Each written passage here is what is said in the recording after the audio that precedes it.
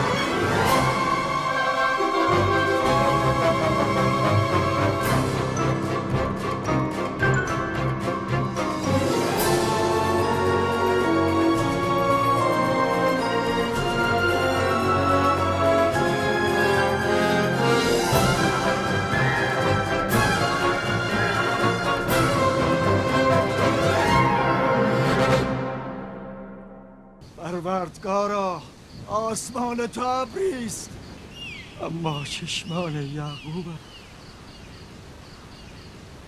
راحیل 11 سال است که منتظر این فرزند می باشد.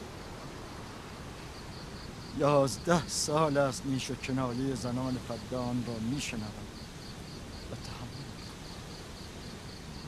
کنم. چقدر به او نازا گفتم، چقدر او را عقیم و بی ثمر خواندند.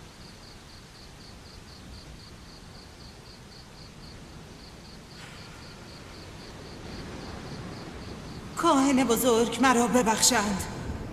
امشب برای یعقوب و خاندانش خوابها دیدم. مرا تنها بگذارید.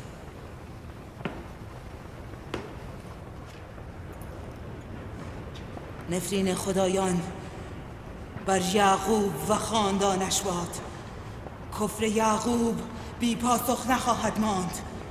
او باید مجازات شود.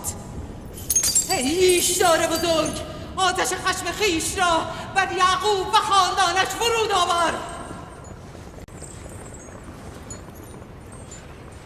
راحیل و فرزندش امشب باید نابود شوند.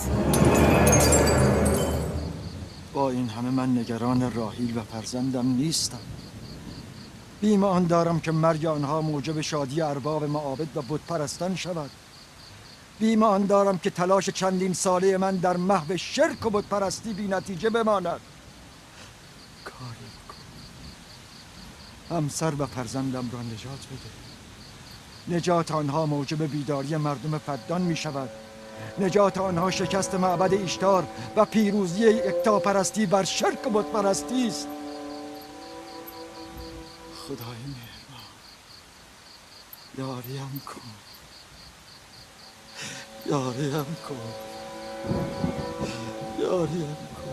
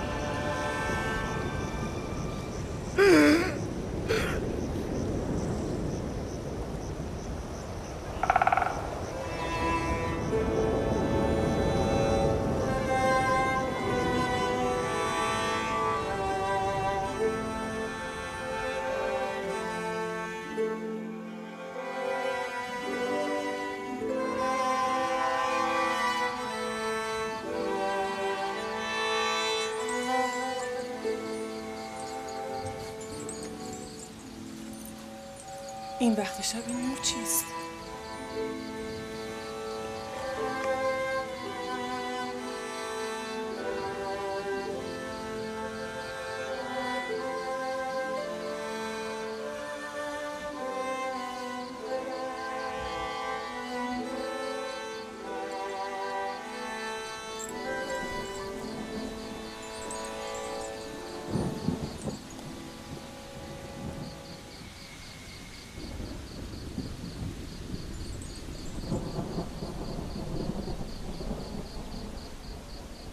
راحیل به هوش آمد.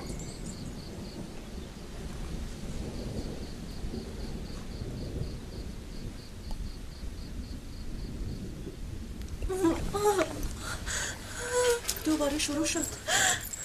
راحیل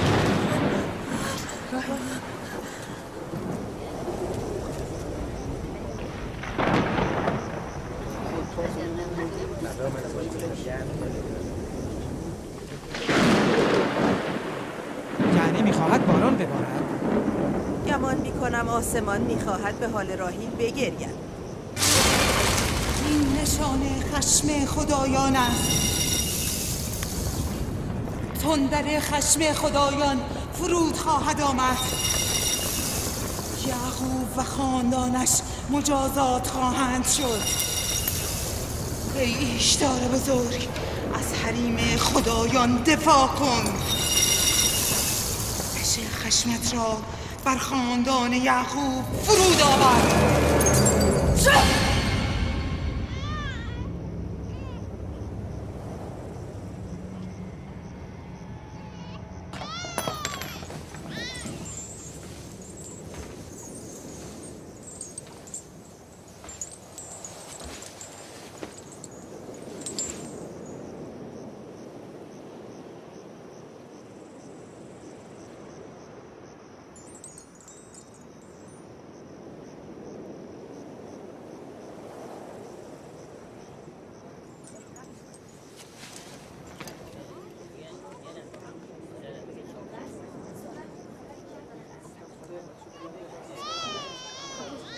یعنی فرزند راحیل به سلامت به دنیا آمد؟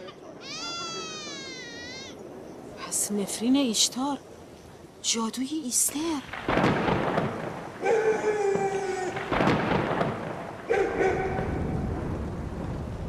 بگذار مردم فدان قدرت عظیم تو و جادوی ایستر را ببینند. ایشتار بزرگ ما را خوشنود کن. بگذار تا دوستان تو ضعف و زبونی خدای یعقوب را ببینند.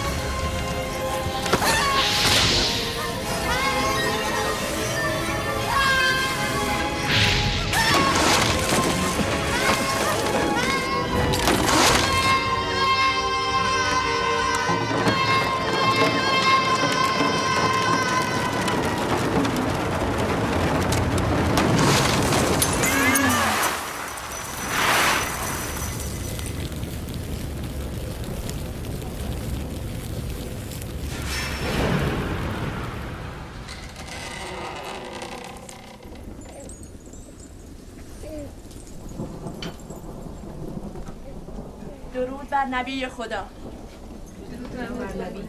درود خداوند بر همه شما بود. قدم نورسید مبارک. مبارک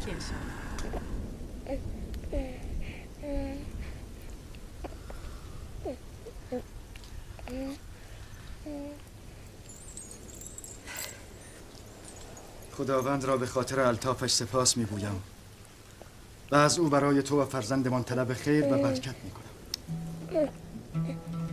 11 سال در انتظار تو بودیم.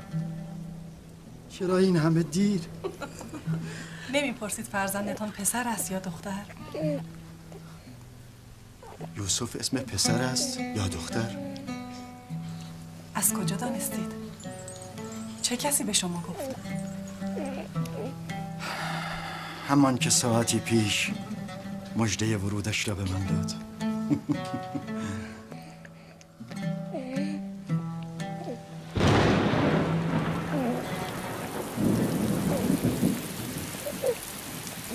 این باران هم از برکت قدوم توست فرزندم. خوش آمدی.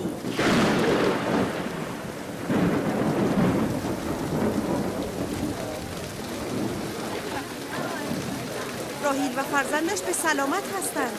آره با الان چه کار؟ باران را بنگر که قحطی را از فدان میزداید. چرا متوجه نیستی؟ باران همزمان با تولد فرزند راهیل و یعقوب باریدن گرفت.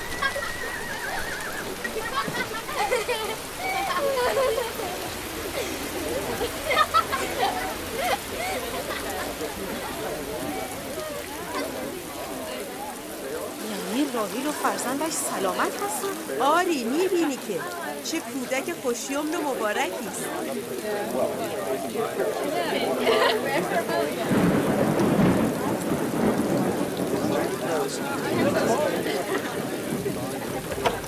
مردم چرا ایستاده اید؟ گوسفند و شتر قربانی کنید. فدان را آذین ببندید. از خدای یعقوب باید سپاسگزاری کرد. امروز روز حیات مجدد دختر من و پایان قحطی فدان است.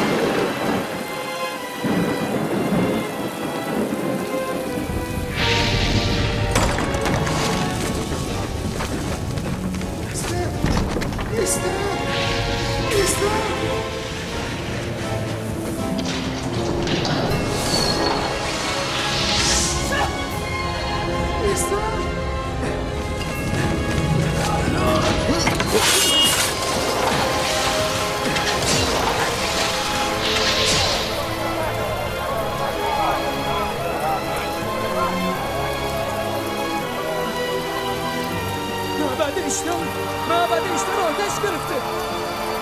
معبد آتش گرفته؟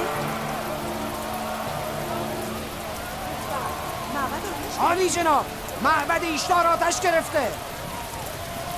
گفتی چه شده؟ معبد ایشتار آتش گرفته.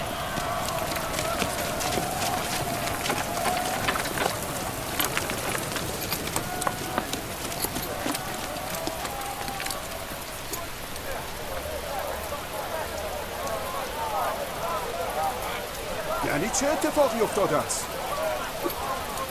با من بیایید.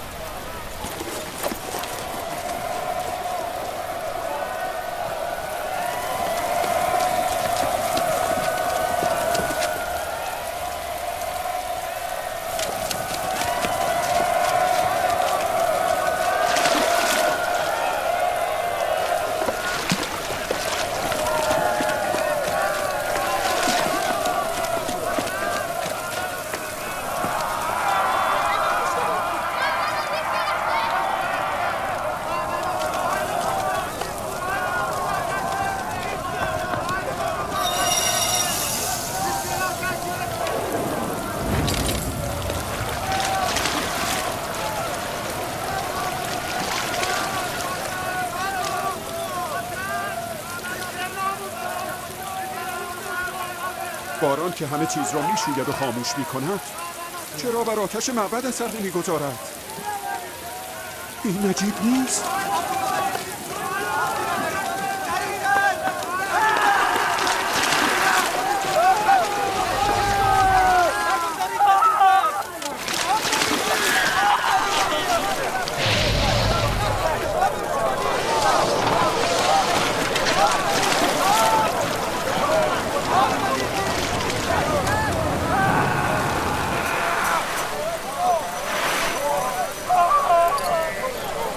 ساحره ایسته؟ اون در میان شعله های آتش بود، نتوانستیم نجاتش دهیم.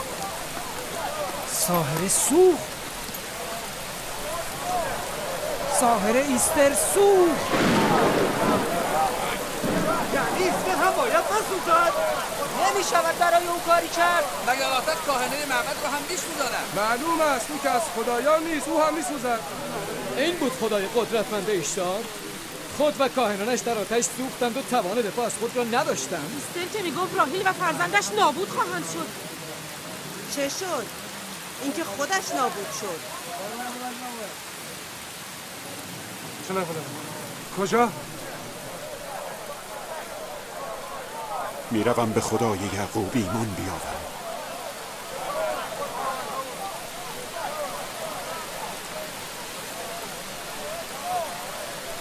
شما که میگفتید یعقوب عامل بدبختی و نابودی مردم فدان شده است، ولی به عکس فرزند یعقوب مایه نزول باران و خیر و برکت برای ما شده است. بروید. بمانید. کجا میروید؟ بمانید، از آیین نیاکان خود دفاع کنید. بمانید. کجا میروید؟ معبد در حال سوختن است. بیشتر نابود میشود. کاهن بزرگ میسوزد. برگردید. کجا میروید؟ آتش معبد باید خاموش شود.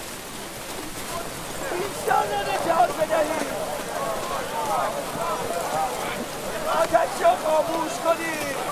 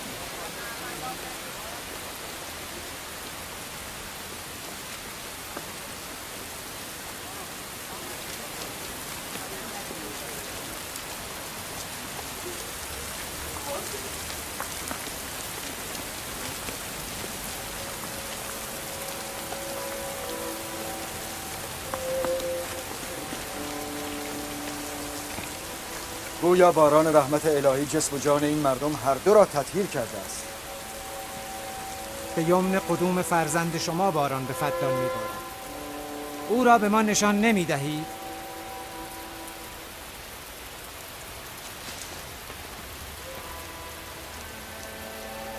من ناگزیرم که به نبوت شما اقرار کنم، چرا که به عیان دیدم با آمدن فرزند تو هم معبد بت پرستان نابود شد، هم قحطی فدان.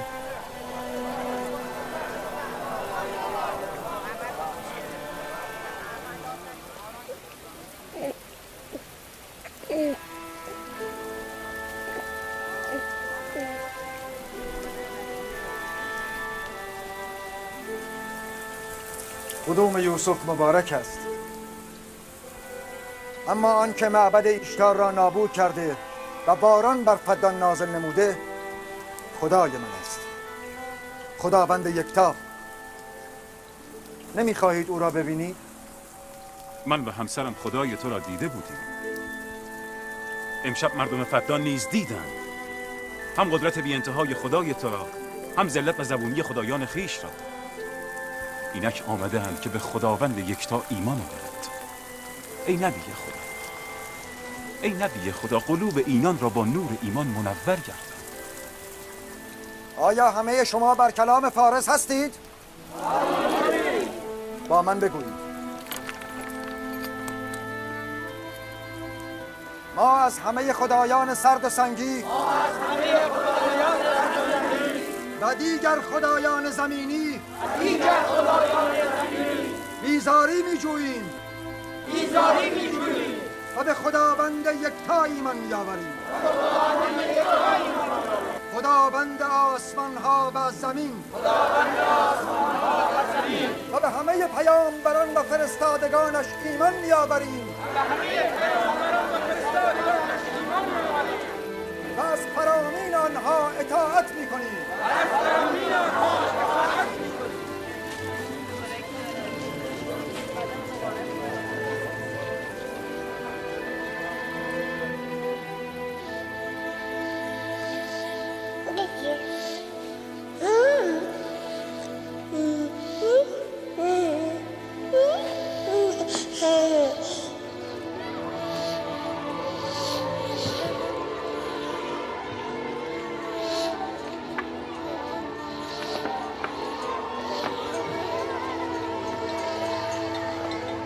پنج سال از نزول خشم خداوند بر زیگورات ایشتار می‌گذرد و 5 سال است که درهای نعمت خداوند بر روی مردم فدان آرام گشوده شده. راحیل همسر محبوب یعقوب نبی و مادر یوسف در انتظار فرزندی دیگر به سر میبرد. یوسف. بله مادر. امروز با پدر به صحرا میرویم. باشد مادر، من خوشحالم. برویم.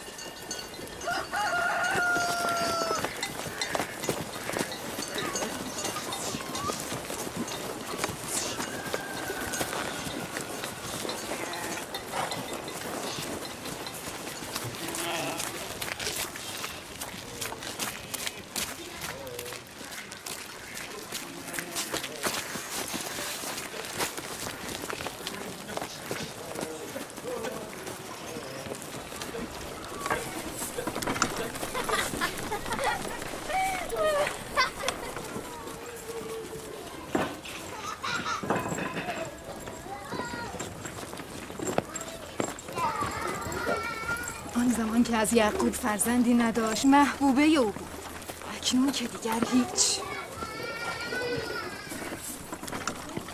من و زلفا کنیزیم و لیاقت گشت و گذار با یعقوب نبی را نداریم.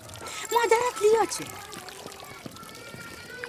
شاید کار دارد، شاید هم علاقه به گشت و گذار در صحرا ندارد.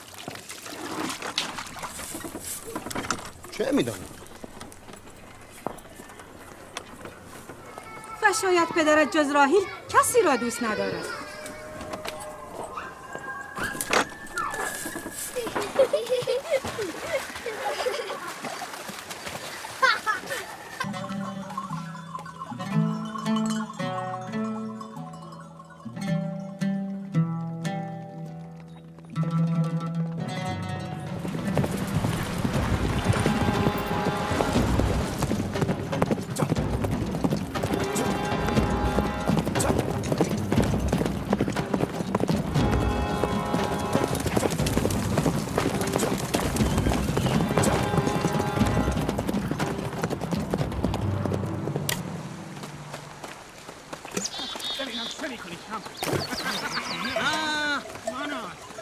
کس در این میدان پیروز شود؟ قصد دارم به زودی به زادگاه هم کنعان بازگردم.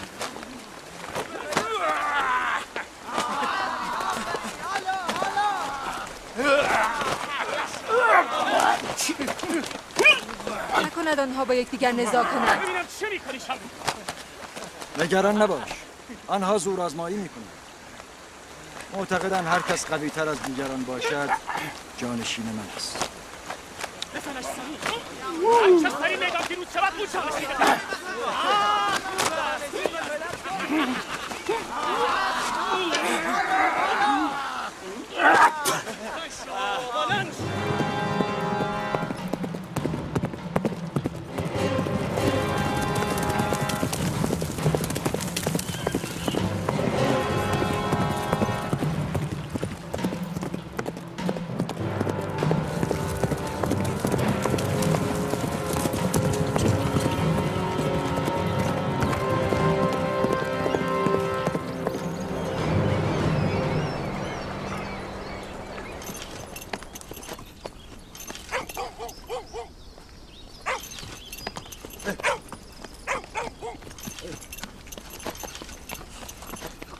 یعقوب نبی را میشناسی؟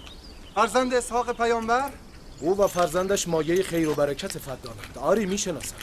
کجا میتوانم او را بیابم؟ دایی او لابان فرماندار است، نزد او.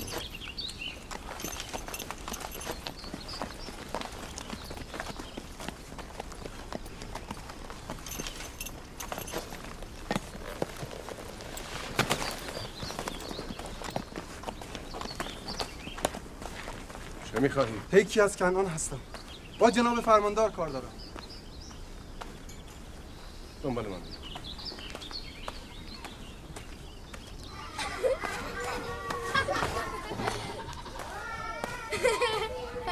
دینه جان بیا دخترم.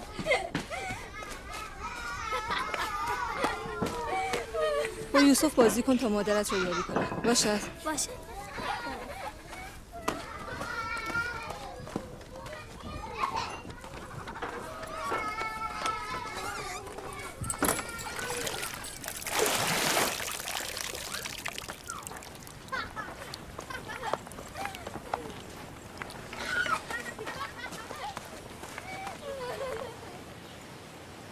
راهی خبری است؟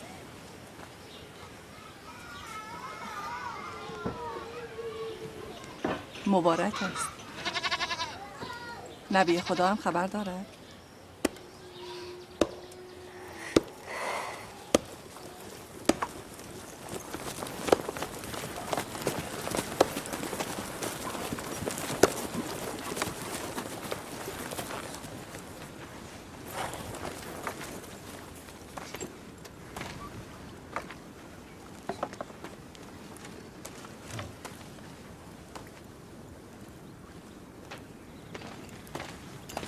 سلام پدر بزرگ. سلام پدر بزرگ. سلام پدر بزرگ. سلام پدر، خوش آمدی. سلام. چه شده یادی از ما کردی؟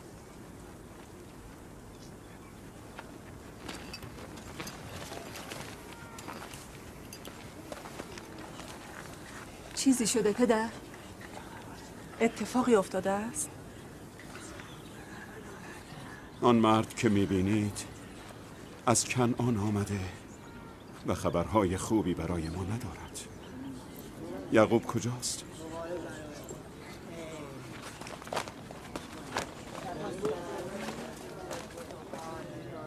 به به دایی خوبم لابان. چه شده؟ راه گم کرده ای؟ اگر چه تلخ است اما میدانم تحمل شنیدنش را داری.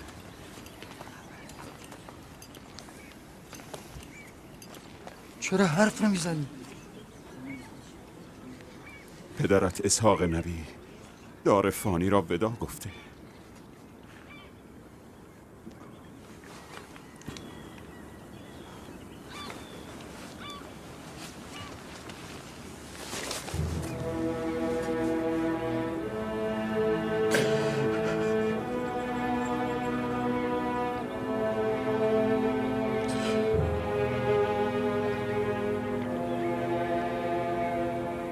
همه از خدایی و به سوی او برمیگردیم.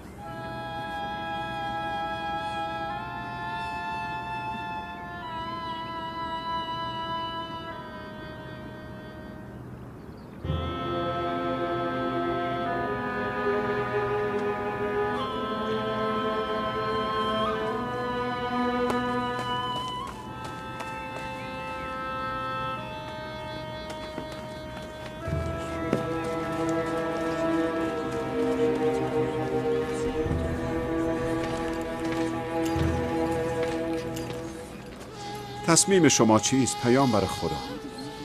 بعد از اسحاق نبی رسالت مردم کنعان بر عهده یعقوب نبی است. خواهرتان فائقه گفتند این رسالت را به شما ابلاغ کنم. یعنی باید بروید؟ مرگ حقیقتی است که همه را در بر میگیرد و هیچ کس را از آن گریزی نیست، حتی اولیا و انبیای الهی. از همدردی همه شما سپاسگزارم و از خداوند برای خود طلب صبر و بردباری میکنم. ای نبی خدا، اگر ما عهد کنیم که از فرامین شما اطاعت کنیم، آیا در فدان خواهید ماند؟ من مردم فدان را دوست دارم و ترک شما برایم سخت است. این به اراده من نیست. من به خواست خود نمی روم که به خواست خود بمانم.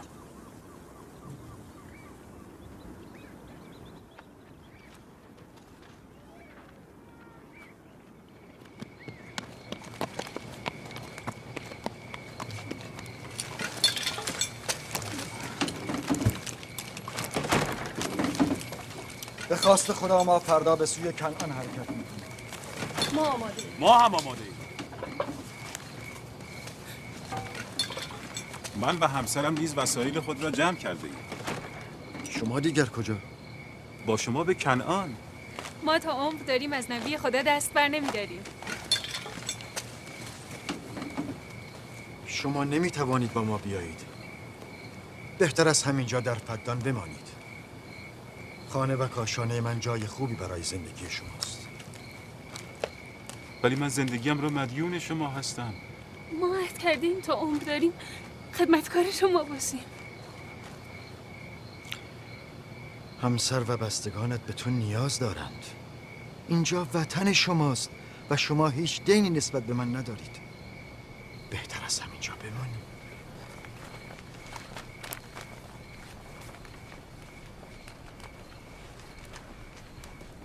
خداوند را سپاسگزارم که به ما نور هدایت ارزانی داشت.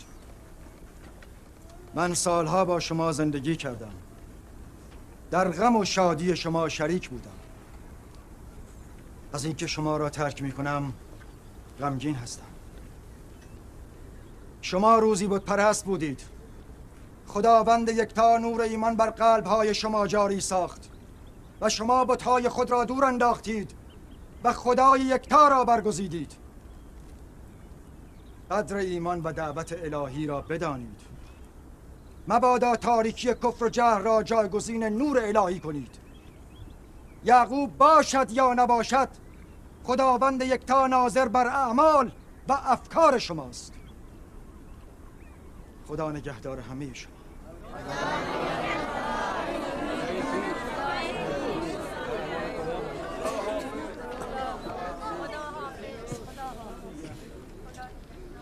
تو در این سالهای طولانی شبانی برای من مزدی دریافت نکردی. از خود نه ثروتی داری و نه گله گوسفندی. من نیمی از گوسفندانم را به تو و دخترانم هدیه می کنم. امیدوارم امورات شما با این گله اداره شود. سپاسگزارم. خداوند به شما خیر و برکت فراوان دهد. سپاسگزارم پدر. خداوند به شما خیر دهد. این حق یعقوب است. من باید پس از سالها زحمت از او قدردانی کنم.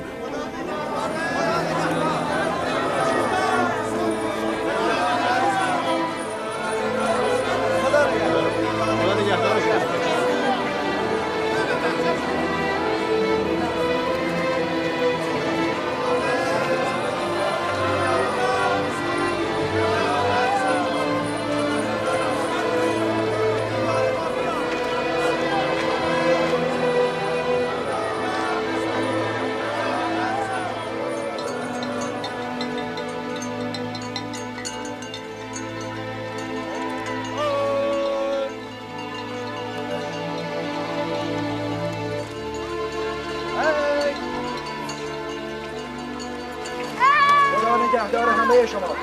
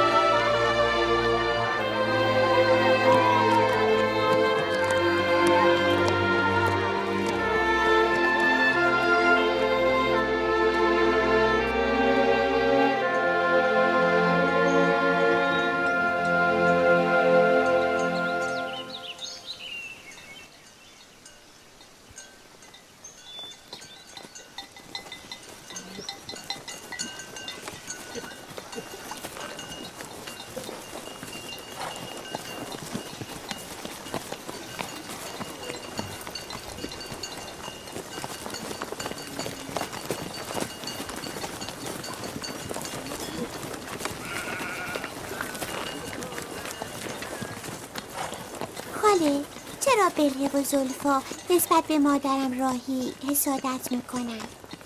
این را چه کسی به تو گفت؟ همه میگوین یهودا خودش از زبان بلهه و زلفا شنیده بود. کودکان نباید در این امور دخالت کنند. اما حال که سوال کرده ای پاسخ میدهم. بلهه در ابتدا کنیز مادرت راهیل بود. راهیل چون صاحب فرزندی نمیشد، بلهه را به پدرت هدیه داد تا از طریق او هم صاحب فرزند شود، هم علاقه پدرت را نسبت به خود حفظ کند. بلهه دان و نفتالی را به دنیا آورد و نزد راهیل و یعقوب بسیار عزیز و مورد احترام شد. حال طبیعی است که با به دنیا آمدن تو بلهه فکر کند که دیگر آن جایگاه سابق را ندارد و همین موجب حسادت او شده باشد. آیا زلفا کنیز شما بوده؟ آری. پس از اقدام راهیل من نیز کنیز خود زلفا را به پدرت هدیه دادم. نمیخواستم در جلب محبت پدرت راهیل بر من پیشی بگیرد. زلفا نیز جاد و عشیر را به دنیا آورد.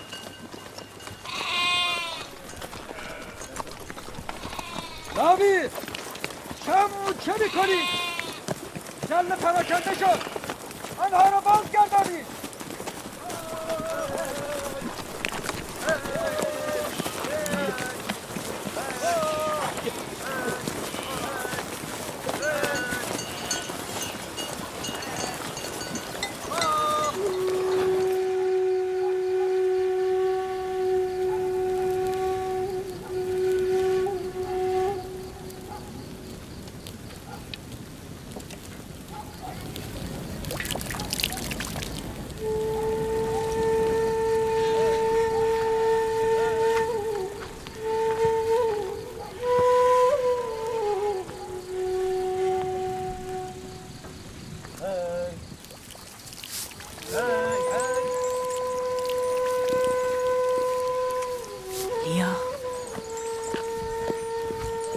فکر نمی کنی که یعقوب بیش از حد جایگاه راهیل را عزیز می دارد؟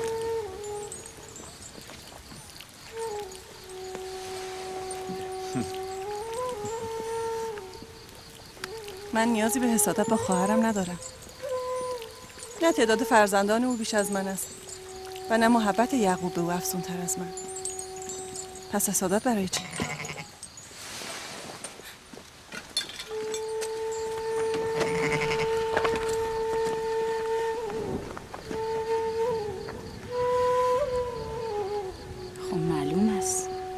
که رأی خواهرش را به ما نخواهد داد.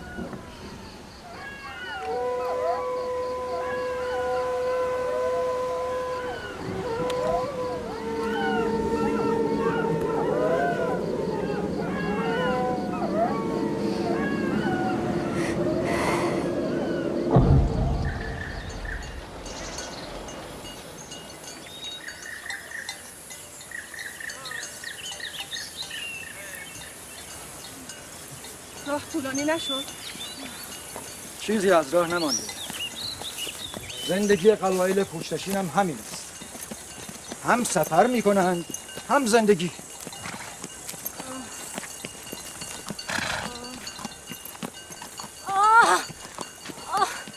لیا تا کنان چقدر راه است؟ تقریبا 3 فرسنگ. میتوانی تحمل کنی؟ نمیتوانم.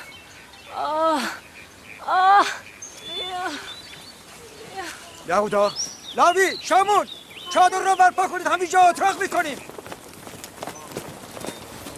در کنعان قابله یافت میشود؟ آری میشود. جیرا، زود به کنعان برو و خواهرم فاقه با یک قابله به اینجا بیاد. عجله کن. برو زود باز میگرده.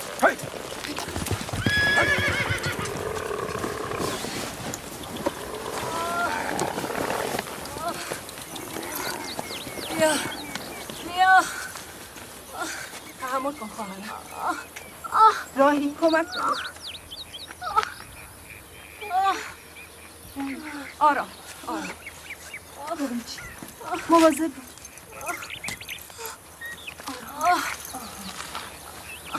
آتش آماده کنید. زلفا زیر انداز بیاور. الان چه شده مادر؟ حالتان خوب نیست؟ نگران نباش، چیزی نیست. دینه، یوسف را ببر. بگذار بماند.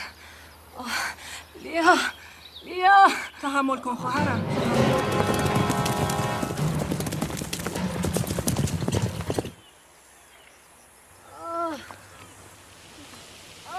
مادر رهایم کن. مادر کجا میروی؟ دینی یوسف را نگه دار. بیا یوسف. بیا پسر جان، بیا.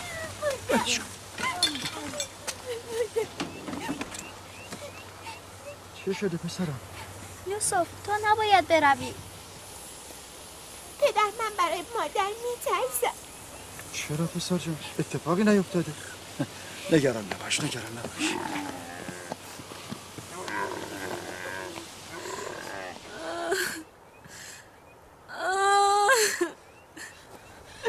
خداوند به او رحم کند. زایمان پیشین او نیست سخت.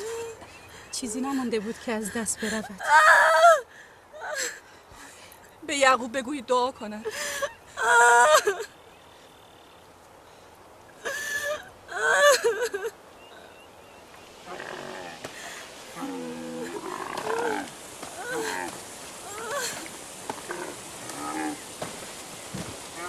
چه شد؟ راحیل حالش چطور است؟ هنوز خبری نیست. لیا گفت برای راحیل دعا کنید. حال او چندان مساعد نیست. اگر بتواند قدری تحمل کند قابل از راه میرسد. بروید مراقبش باشید. پدر، آیا مادر میخواهد از پیش ما برود؟ چه کسی این را به تو گفته؟ او میخواهد برای تو برادر بیاورد. اما من میترسم. نترس پسرم، نگران نباش. دینه، برو با برادرت بازی کن.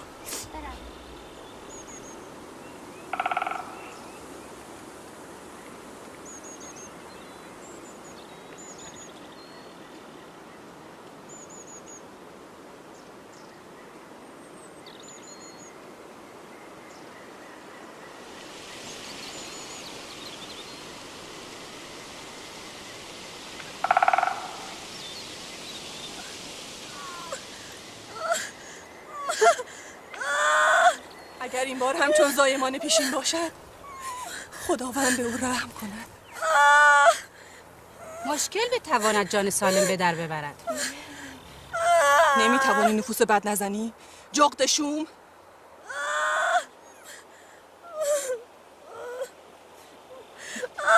کمی تحمل کنید. به دنبال قابله رفتم. تا کنعان راهی نیست.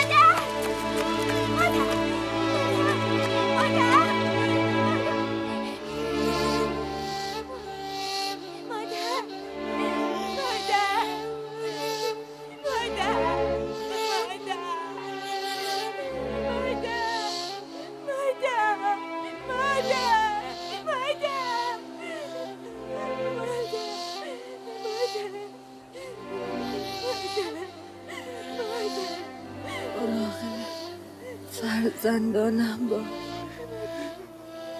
مراقب فرزندانم باش.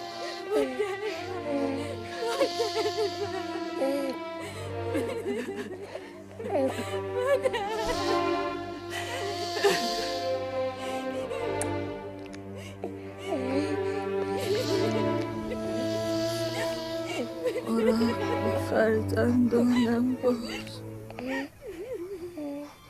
نگذار غم بی مادری را احساس کند، نگذار.